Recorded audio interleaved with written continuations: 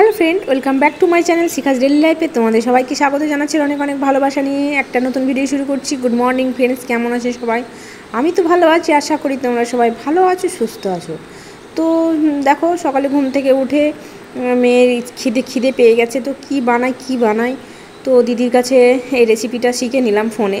তো দিদি বলল ঘোলা পিঠে বানা।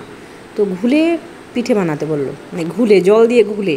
তো এটা আটা দিয়েও হয়, তোমার মানে আটা দিয়েও হয়, ময়দা দিয়েও হয়, যেটা দিয়ে বানাবে। তো আমি আটা দিয়েই বানাচ্ছি। দেখো, তো প্রথমে পেঁয়াজ কেটে নিয়েছি একদম মিহি মিহি করে, ছোটো ছোটো করে। তারপর লঙ্কা আর দিলাম একটু গোলমরিচ গুঁড়ো আর জিরে গোলমরিচ ভাজা যে আমার মশলাটা করা থাকে ওইটাও দিয়েছি। তো ভালো করে মিক্স করে নিচ্ছি। দেখো, তারপর এবার জল দিয়ে নেব, পরিমাণ মতো জল লাগবে। ঠিক আছে। তো আমার প্রথমে জলটা আমি কমই দিয়েছি, মানে ভয়ে করছিলাম, আমি কোনোদিন করিনি, তো এই প্রথম করছি। দিদির কাছে ফোনে শুনে আমি করছি জিনিসটা। তো বুঝতে পারছি না জলটা কতটুকু দেবো। তো দিদি বলে দিয়েছে ব্যাটারটার পরিমাণটা কেমন হবে বলেছে, তবুও মানে ভয়ে দিচ্ছি, যদি বেশি হয়ে যায় তো আগে ভালো করে ঘুলে নিই, তারপরে কতটুকু পরিমাণে জল লাগবে তখন দেবো। ঠিক আছে। তো দেখো, মোটামুটি আমার হয়ে এসেছে, মনে হচ্ছে আর একটু জল লাগবে, এটুকু জলে হবে না, কারণ ব্যাটার তৈরি করতে গেলে ঘুলে রুটি যদি বানাই আমি, তো জলটা একটু বেশিই লাগবে। তো দেখো, এই যে আমার পরিমাণ মতো জল দেওয়া হয়ে গেছে আর আমার ব্যাটারটা রেডি। এই যে এইরকম টাইপের ব্যাটারটা হবে। ঠিক আছে। তো চলো এবার বানিয়ে নিই। জানি না কেমন খাবে মেয়ে, ভালো মানে বানাবো, ভালো লাগবে বলেই দিদি বললো যে খুব ভালো হবে তোর মেয়ে, টেস্টি লাগবে, খেতে ভালো লাগবে, তোর মেয়ে খাবে, সেটাই বললো। তো জানি না, দেখি প্রথম বানাচ্ছি। তো চলো, একটু ফ্রাই প্যান বসিয়ে দিয়েছি আর এবারে তেল দিয়ে নিলাম। এবার চলো দিয়ে দেখি প্রথমে হচ্ছে কি না। জানি না, এই পিঠেটা হয়তো অনেকেই বানাও, বাড়িতে কি বানিয়েছো, খেয়েছো, আমি কিন্তু বানাইনি কোনো দিন, এই প্রথম বানাচ্ছি। তো চেষ্টা করছি ভালো করার, জানি না কতটা চেষ্টা, মানে কতটা ভালো হবে বুঝতে পারছি না। ঠিক আছে। তো চলো দেখতে থাকো। প্রথমেরটা দিলাম, প্রথমে ছোটো করেই দিলাম, বড় মানে বুঝতে পারলাম না বড় দেবো না ছোটো দেবো। তো দেখি কেমন হয়। ঠিক আছে।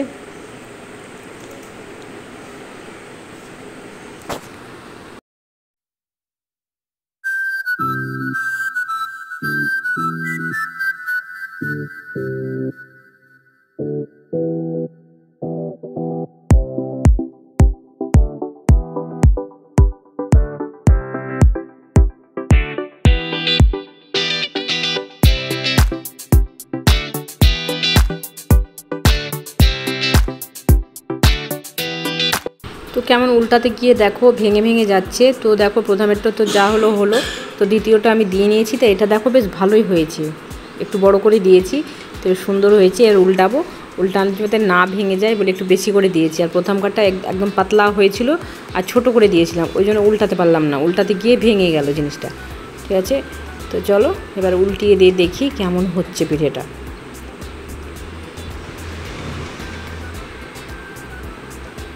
ওয়াও, দারুণ হয়েছে। দেখো কি সুন্দর হয়েছে, ভাবতেই পারছি না আমি এত সুন্দর বানাতে পারছি।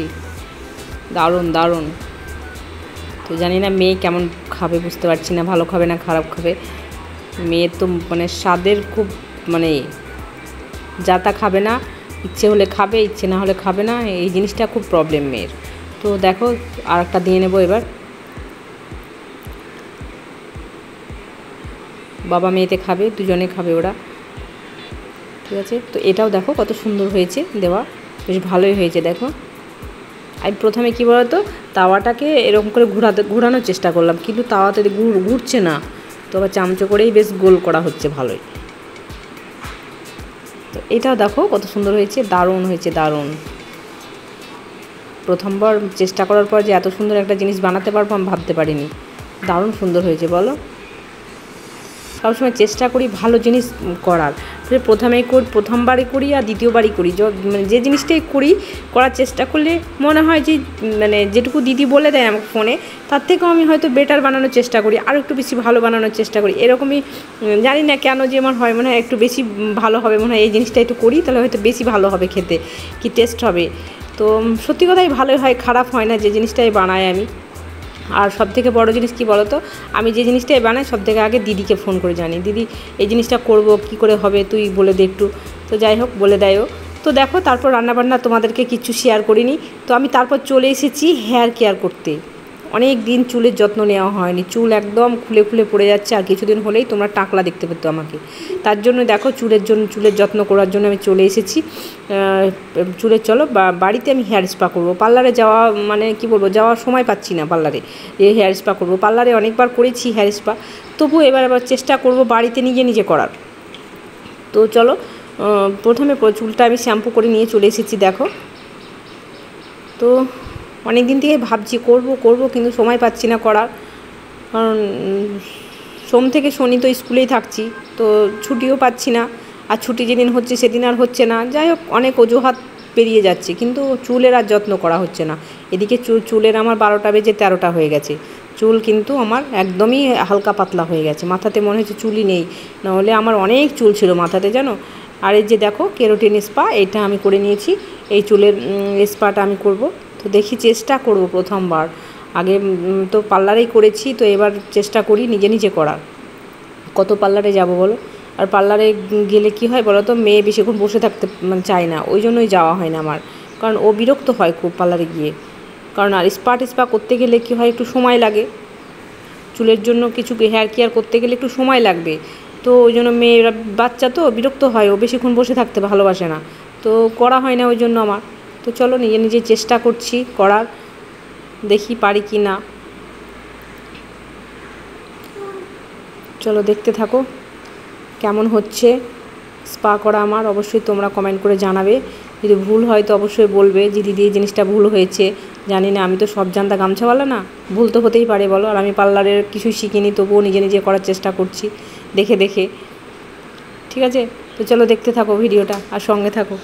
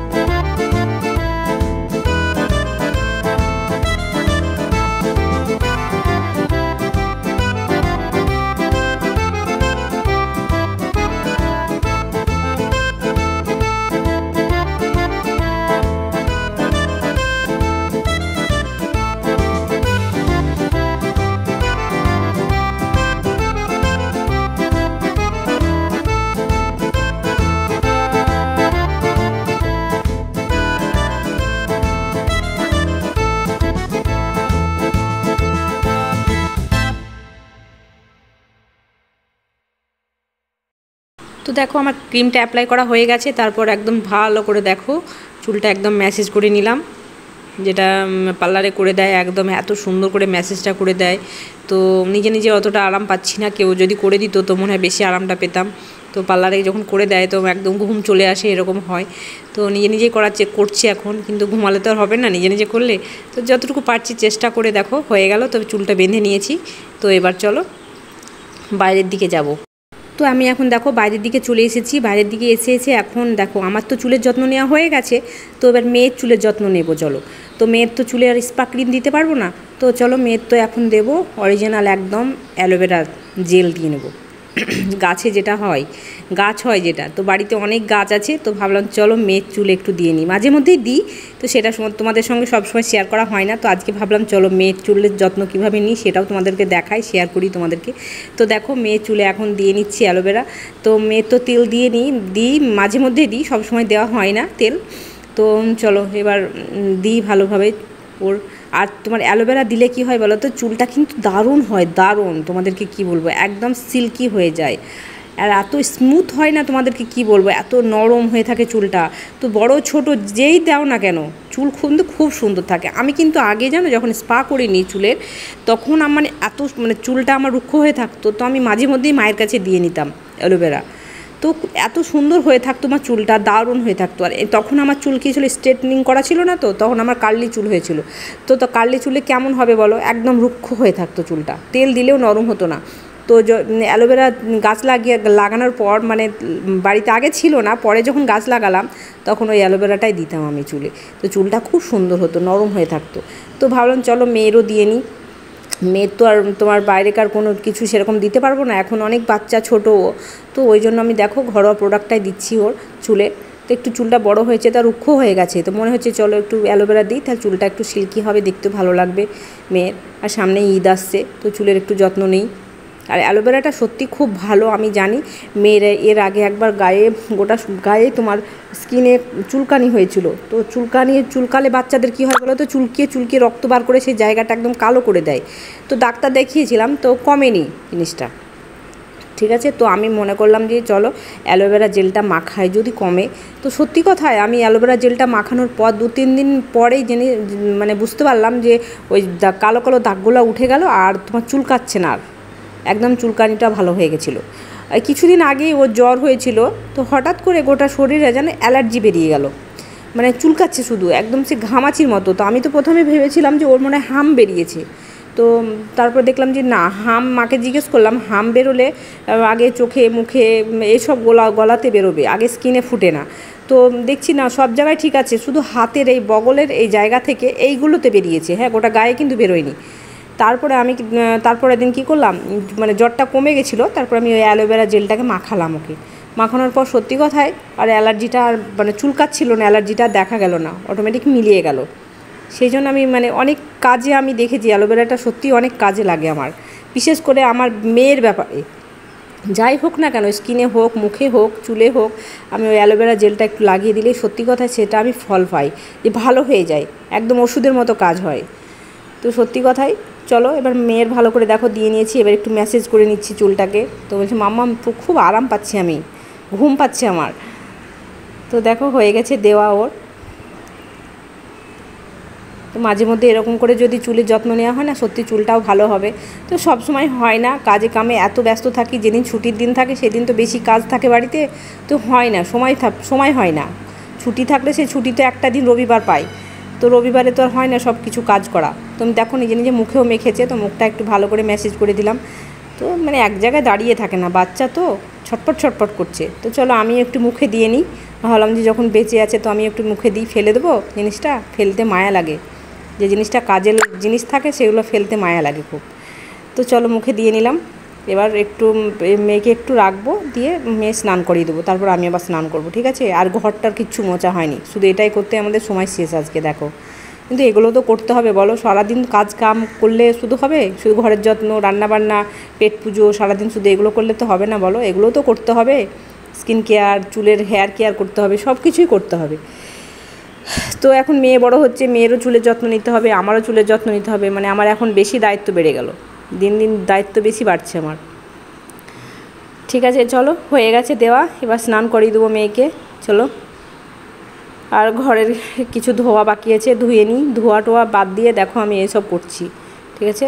আর আশরাফ নেই, আশরাফ একটু সেলুনে গেছে চুল দাড়ি কাটতে, ও একটু যত্ন নিতে গেছে। তো আমাদের বাড়িতে সবাই আজকে হেয়ার কেয়ারই করছে, ঠিক আছে। তো চলো, তো দেখো আমার ধোয়ার পরে এবার তোমাদেরকে চুলটা দেখায়, কত সুন্দর সিল্কি হয়েছে, তবুও তো ভেজা হয়ে আছে, এখনও শুকায়নি চুলটা, তবুও দেখাই তোমাদেরকে, কি দারুণ হয়েছে দেখো, কি সুন্দর, মানে হাত দিতেই ভালো লাগছে জানো, এত স্মুথ হয়েছে না চুলটা, দারুণ হয়েছে, দারুণ।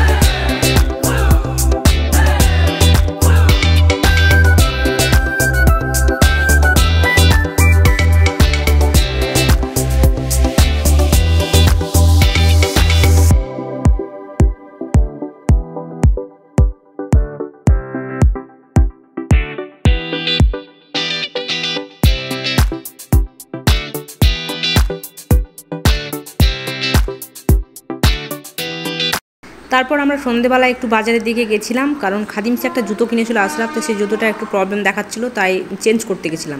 ঠিক আছে, তো চেঞ্জ করা হয়ে গেছে আমাদের। তো চলো এবার আমরা একটু বাজারের দিকে যাব। তো মেয়ে বলছে মাম্মাম চলো কসমো বাজারে যাই। তো ঠিক আছে চলো একটু কসমো বাজার থেকে ঘুরে আসি। আর সেরকম কিছু কেনাকাটা নেই, কেনাকাটা হয়ে গেছে, ঈদের মার্কেট মোটামুটি হয়ে গেছে আমাদের। শুধু ওই তোমার জুতোটাই চেঞ্জ করার ছিল, তো জুতোটা চেঞ্জ করে নেওয়া হয়ে গেল। ঠিক আছে, তো জুতো চেঞ্জ করতে গিয়ে কী হলো বলো তো, আশরাফের একটা হলো, আমারও একটা হয়ে গেল। চেঞ্জ করতে গিয়ে আমারও একটা জুতো হয়ে গেল খাদিমসে। তো চলো জুতো টুতো পরে নিয়েছি, এবার চলো একটু কসমো বাজার থেকে ঘুরে আসি। তো চলো এই যে কসমো বাজার চলে এসেছি আমরা।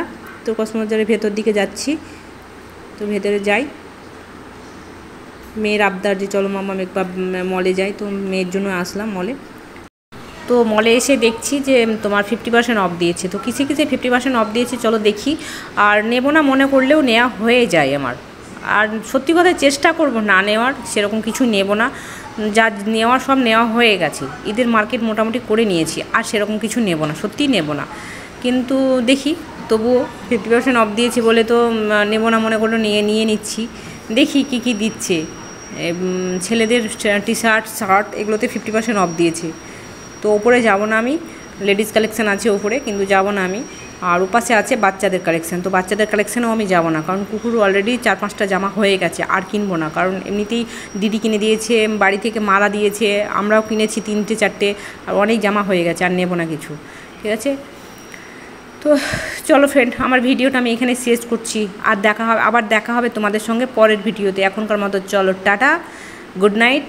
আর ভিডিওটা কেমন লেগেছে অবশ্যই তোমরা সবাই কমেন্ট করে জানাবে। ঠিক আছে, আর ভালো লাগলে লাইক করো একটা, আর সবাই সাবস্ক্রাইবটা করে দিও। ঠিক আছে, তো চলো টাটা।